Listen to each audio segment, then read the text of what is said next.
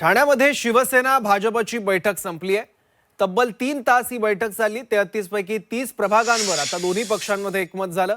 3 प्रभागांवरून मात्र मतभेद कायम आहेत। आज रात्री पुन्हा या 3 जागांसंदर्भात बैठक होण्याची शक्यता आहे। 33 पैकी एकूण 3 प्रभागांवर तोडगा निघालेला आहे। त्याबाबत दोन्ही पक्षांचं एकमत झालेलं आहे। पण 3 प्रभागात अजूनही मतमतांतर असल्यानं अखेरीस वरिष्ठांना निर्णय घेण्यास सांगितलं जाणार आहे।